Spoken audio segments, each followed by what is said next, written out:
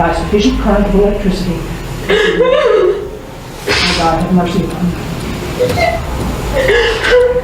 ये है क्रिस्टा पाई। ये आज 45 इयर्स की है, लेकिन जब क्रिस्टा 18 साल की थी तब इसने एक ऐसा क्राइम कमिट किया था जिसको सुनकर अमेरिकन पेरेंट्स की रूह कांप गई थी। वो लोग अपने बच्चों को स्कूल या कॉलेज भेजने से डरने लगे थे। ऐसा क्या किया था क्रिस्टा पाइक ने कि ये यूएस की हिस्ट्री में यंगेस्ट वुमेन थी जिसे डेथ सेंटेंस दिया गया था, और आज 30 साल बाद भी people are still waiting for her execution. I don't understand why this has all of a sudden come up. She was sentenced to death. Everything was all done. It's been 28 years. So let's go through the case of Krista Pike and let's understand the making of most evil teenager.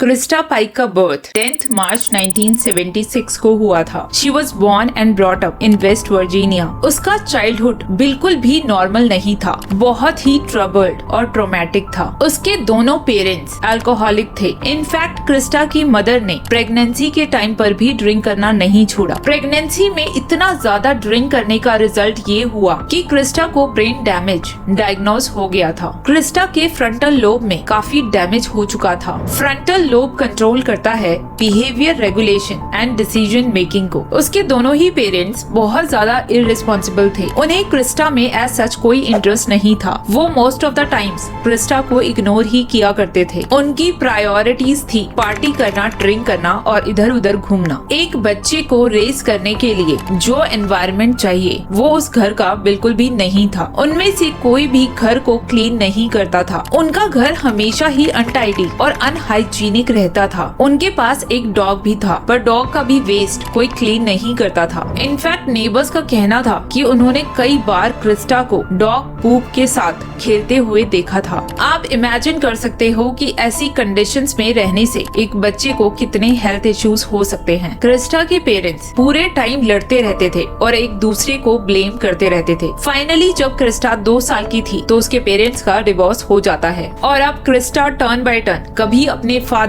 तो कभी अपनी mother के साथ रहने लगी थी। Crysta के साथ बचपन में हर टाइप का अब्यूज हुआ, फिजिकल, वर्बल एंड इवन उसके फादर उसे बेल्ट से मारा करते थे जब भी वो उनकी बात पर अग्री नहीं करती थी या फिर जब वो उनको डिसओबे करती थी। और कभी कभी क्रिस्टा को कोई नहीं रखना चाहता था, ना ही उसके फादर और ना ही उसकी मदर, और ऐसी सिचुएशंस में उसे ग्रैंड पेरेंट्स के पास भेज दिया जाता था। अब अगर बात करें क्रिस्टा के मैटरनल साइड की, यानी कि जो उसकी नानी थी, वो बिल्कुल ही उसकी मदर के ही जैसी थी, अल्कोहलिक, और वो बात बात पर क्रिस्टा को वर्बल अब्यूज यानी कि ताने मारा करती थी। और जब क्रिस्टा अपने पैटर्नल ग्रैंड पेरेंट्स के पास होती थी, यानी कि उसकी दादी एक अच्छी लेडी थी इस पूरे सिनेरियो में, उसी से क्रिस्टा को थोड़ा लव एंड अफेक्शन मिलता था। पर यहाँ भी एक प्रॉब्लम थी। डेल्फी का एक फ्रेंड क्रिस्टा को किया करता था जब वो सिर्फ 2 साल की थी, अर्नेस्ट। लेकिन जब डेल्फी को इसके बारे में पता चला तो उसने अर्नेस्ट को घर से निकाल दिया और उसे कहा कि वो कभी भी उनके घर ना आए। और फिर क्रिस्टा और डेल्फी की एक बहुत अच्छी बॉन्डिंग हो जाती है। डेल्फी क्रिस्टा को प्यार करती थी और क्रिस्टा के लिए ये फर्स्ट टाइम था कि उसे किसी से इतना ज्यादा लव एंड अफेक्शन मिला था। उसके पेरेंट्स तो उसे रखना ही नहीं चाहते थे, तो डेल्फी ने कहा कि क्रिस्टा अब उसी के साथ रहेगी और फाइनली क्रिस्टा खुश थी। पर अनफॉर्चुनेटली ये खुशी भी ज्यादा टाइम तक नहीं रही, क्योंकि क्रिस्टा की दादी को कैंसर हो जाता है और जब क्रिस्टा सिर्फ 12 इयर्स की थी तब उनकी डेथ हो जाती है। अब क्रिस्टा की लाइफ में कोई भी ऐसा नहीं था जिस पर वो ट्रस्ट कर सके या डिपेंड कर सके। उसके लिए कोई भी जगह सेफ नहीं थी। क्रिस्टा अब बहुत डिप्रेस्ड हो गई थी, क्योंकि उसे फिर से अपनी मदर के पास शिफ्ट होना था, जो उसे रखने में बिल्कुल भी इंटरेस्टेड नहीं थी। क्रिस्टा की मदर अपने बॉयफ्रेंड्स के साथ बिजी रहती थी और क्रिस्टा के फादर ने दूसरी शादी कर ली थी और वो भी अपनी नई फैमिली और बच्चों के साथ बिजी हो गया था। So now Crysta was on her own. Crysta जब सिर्फ 13 साल की थी उसने तभी से अल्कोहल एंड स्मोक करना स्टार्ट कर दिया था। ये एक लर्न बिहेवियर था, क्योंकि उसने हमेशा से अपनी मॉम को ये सब करते हुए देखा था। और इस पॉइंट पर क्रिस्टा इतना सब्सटेंस अब्यूज करने लगी थी कि उसकी मदर ने उसे अपना ड्रिंकिंग पार्टनर बना लिया। उसकी मदर के बॉयफ्रेंड्स जो अक्सर उनके घर आया जाया करते थे, वो क्रिस्टा को करने लगे थे। क्रिस्टा ने अपनी मदर को मल्टीपल टाइम्स बताने की कोशिश की, पर उसकी मदर ने हमेशा ही उसे इग्नोर किया। एक बार उनके घर पर कुछ रिलेटिव्स फैमिली डिनर के लिए आए थे। तब क्रिस्टा ने उन लोगों को उस अब्यूज के बारे में बताया और उन गेस्ट के स्टेटमेंट्स पर उन 2-3 लोगों को अरेस्ट भी किया गया। क्रिस्टा को उस घर से निकाला गया और उसे केयर होम भेज दिया गया फॉर 3 मंथ्स। उसके बाद जब क्रिस्टा घर वापस आई, शी बिकेम अ रिबेल। अब वो अपना स्कूल भी रेगुलरली स्किप करने लगी थी। स्कूल में भी उसके टीचर्स और अदर स्टूडेंट्स के साथ आर्ग्यूमेंट्स होने लगे थे। उसका हर रोज किसी न किसी से झगड़ा होता था और जब वो 15 साल की थी तब उसने छोटे मोटे क्राइम्स और चोरी करना स्टार्ट कर दिया। एक इंसिडेंट में वो पकड़ी जाती है और उसे जुवेनाइल डिटेंशन सेंटर भेज दिया जाता है 12 मंथ्स के लिए। There she was exposed to even more violence. वहाँ इनमेट्स के साथ उसकी रेगुलर फाइट्स हुआ करती थी। जब वो इस डिटेंशन सेंटर से बाहर आई, शी वाज नाउ 16, लेकिन वो बहुत ज्यादा अग्रेसिव हो चुकी थी। उसने अपना स्कूल भी छोड़ दिया था और इस पॉइंट पर she was struggling with her mental health. Depression तो उसको था ही तब से जब वो 12 साल की थी और इस पॉइंट पर उसे बाइपोलर डिसऑर्डर भी डायग्नोज हो जाता है। क्रिस्टा जब 18 साल की हुई तो वो एक यूथ प्रोग्राम ज्वाइन करती है, जॉब कॉप्स। ये एक गवर्नमेंट रन प्रोग्राम था 16 से 24 साल के लोगों के लिए जो किसी वजह से अपनी एजुकेशन कंप्लीट नहीं कर पाए थे। क्रिस्टा ने भी 9th स्टैंडर्ड के बाद स्कूल जाना बंद कर दिया था, तो वो अपनी एजुकेशन कंप्लीट करने के लिए इस प्रोग्राम को ज्वाइन करती है। Full semester of 1994, Knoxville, Tennessee. सारे ही स्टूडेंट्स को वहाँ रहने की भी फैसिलिटी दी गई थी, लेकिन इस गवर्नमेंट रन प्रोग्राम की रेपुटेशन बहुत खराब थी। प्लस इस बैच में जो होने वाला था उसकी वजह से तो नेक्स्ट ईयर 1995 में इस प्रोग्राम को बंद ही कर दिया गया था। यहाँ पर स्टूडेंट्स के बीच काफी वायलेंस था। उनके पास नाइफ या बॉक्स कटर होना एक बहुत कॉमन सी बात थी, क्योंकि मोस्टली स्टूडेंट्स वही थे वहाँ पर जो या फिर तो स्कूल ड्रॉप आउट्स थे या फिर किसी रीजन की वजह से स्कूलिंग कंप्लीट नहीं कर पाए थे। अब क्योंकि गवर्नमेंट रन प्रोग्राम था तो बेसिकली उतनी मॉनिटरिंग नहीं थी वहाँ पर, और इस टाइम पर क्रिस्टा इतने वायलेंट एनवायरनमेंट में चली जाती है जब वो खुद एक काफी अग्रेसिव पर्सन बन चुकी थी। अब नेक्स्ट वीक क्रिस्टा वहाँ पर एक पर्सन से मिलती है जिसका नाम था टेड्रिल शिप। वो 17 इयर्स का था और सिमिलर टू क्रिस्टा उसने भी 9th ग्रेड में अपना स्कूल छोड़ दिया था और वो क्रिमिनल एक्टिविटीज में इन्वॉल्व हो गया था। उसकी मदर चाहती थी कि वो अपना एजुकेशन फिनिश करे। टेड्रिल की मदर को दिख रहा था कि वो कैसे अपनी लाइफ को बर्बाद कर रहा है, इसलिए वो चाहती थी कि वो अपना एजुकेशन कंप्लीट करे और इसलिए उसने टेड्रिल को इस प्रोग्राम में एनरोल करने को कहा। टेड्रिल का कहना है कि जब वो पहली बार क्रिस्टा से मिला तो उसे लगा it was love at first sight. उन दोनों की काफी अच्छी बॉन्डिंग हो जाती है। वो दोनों एक दूसरे को अपने पास्ट के बारे में भी बताते हैं क्योंकि उन दोनों में काफी सिमिलैरिटीज थी। वो ब्रोकन फैमिली से आते थे। उन दोनों की ही चाइल्डहुड मेमोरीज ज्यादा अच्छी नहीं थी, पर इस रिलेशनशिप की एक नेगेटिव साइड भी थी। वो दोनों हमेशा सेटनिज्म के बारे में डिस्कस किया करते थे। Yes, they worshipped the devil. In fact वो इसमें बहुत ज्यादा बिलीव करने लगे थे, यहाँ तक कि सेटन को वो एक ह्यूमन बीइंग की सैक्रिफाइस देना चाहते थे। इसके अलावा टेड्रिल एक काफी इंटिमिडेटिंग पर्सन भी था। उससे कैंपस में सब लोग बहुत डरते थे क्योंकि वो लड़ने के लिए हमेशा से प्रिपेयर्ड रहता था। क्रिस्टा और टेड्रिल का ये रिलेशन बहुत ही टॉक्सिक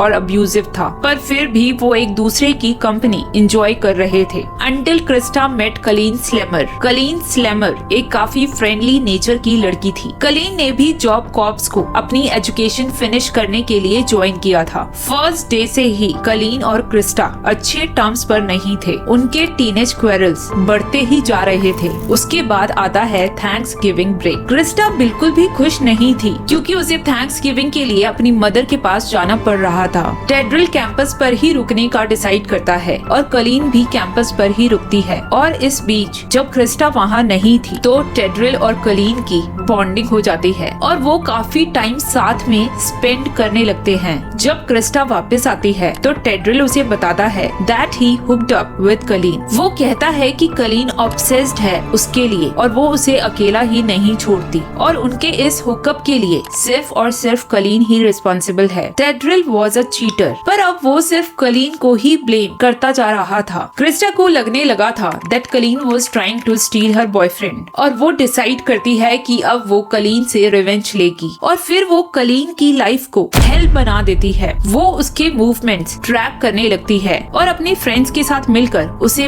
बुली करने लगती है। कलीन को वो रेगुलरली वार्निंग देती रहती है। कलीन सीरियसली बहुत ज्यादा डर जाती है और फिर वो अपनी मदर को कॉल करती है और कहती है कि वो यहाँ से निकलना चाहती है। वो ये भी बताती है कि कुछ स्टूडेंट्स उसे रेगुलरली परेशान कर रहे हैं पर वो किसी का भी नाम रिवील नहीं करती। कलीन की मदर, जिनको नहीं पता था कि बात किस कदर आगे बढ़ चुकी है, वो कलीन को समझाती हैं और उसे अपनी एजुकेशन कंप्लीट करने को कहती हैं। 11 जनवरी को क्रिस्टा अपनी एक फ्रेंड किम से बात कर रही होती है और वो किम को बताती है कि वो कलीन को मारना चाहती है। किम ने बाद में पुलिस को बताया कि 12 जनवरी को 8 बजे उसने क्रिस्टा, कलीन, टेड्रिल एंड शिडोला पीटरसन को जॉब कॉर्प से निकलते हुए देखा और लगभग 2 घंटे बाद इनमें से 3 लोग वापस आ जाते हैं बट कलीन वॉज मिसिंग। 13 जनवरी 1995 की सुबह एक कपल मॉर्निंग वॉक के लिए निकलता है और उन्हें एक जगह पर ब्लड दिखाई देता है और जब वो उस ब्लड को फॉलो करते हैं तो फिर उन्हें दिखाई देती है एक dead body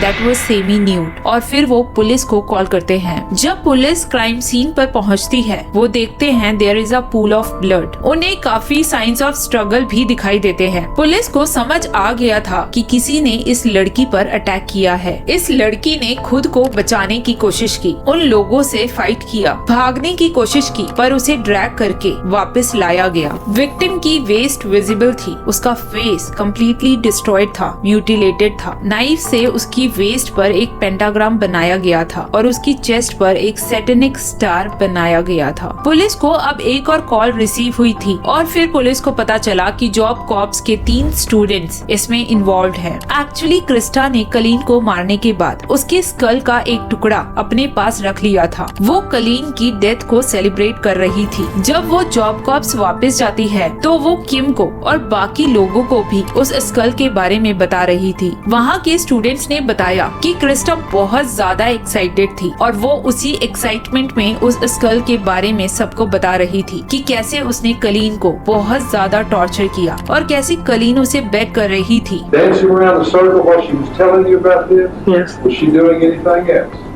She was smiling. She was kind of saying la la la. इनमें से एक स्टूडेंट ये सारी डिटेल्स अपने पेरेंट्स को बता देता है और फिर वही पेरेंट पुलिस को कॉल करते हैं। स्टूडेंट्स ने ये भी बताया कि क्रिस्टा अपने साथ वेपन्स लेकर निकली थी। उसके पास एक नाइफ एंड बॉक्स कटर था। पुलिस ने फाइनली इन तीनों को अरेस्ट कर लिया। क्रिस्टा ने पुलिस को बताया कि कहीं ना कहीं कलीन ने ही उसे प्रोवोक किया था ऐसा करने के लिए।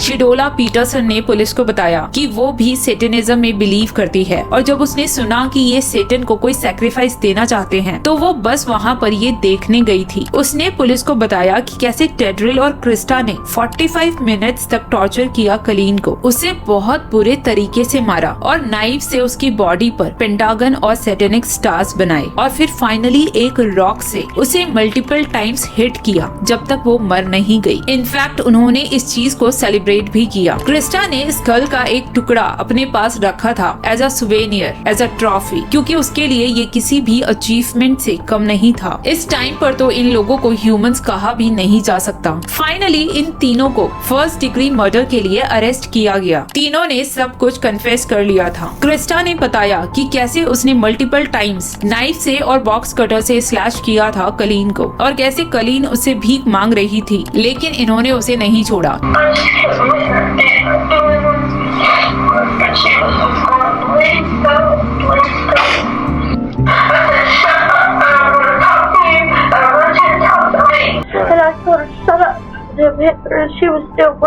इनफैक्ट जब वो भागने लगी तो ये ड्रैग करके उसे वापस लाए और उसे रॉक से तब तक मारते रहे जब तक वो मर नहीं गई। The victim's partially dressed body was found in this brushy area Friday morning. An autopsy confirmed she was slashed repeatedly with a meat cleaver and some other small cutting device, perhaps a razor blade or box opener. Authorities say she was then beaten over the head with a large chunk of asphalt from this pile. इस incident की वजह से job cops का reputation इतना खराब हो गया कि उसे 1995 में बंद कर दिया गया। 22 मार्च 1996 को क्रिस्टा को मर्डर और कॉन्स्पिरेसी के लिए डेथ सेंटेंस सुनाया गया, death by electrocution. It is therefore ordered that you shall be put to death by electrocution in the method prescribed by law, and that you shall be transferred to the custody of the warden at the Tennessee Prison for Women. And further, on the 12th day of January 1997, your body shall be subjected to shock by sufficient current of electricity. Oh God, have mercy upon me. Mr. Bates, Can I please have my mom?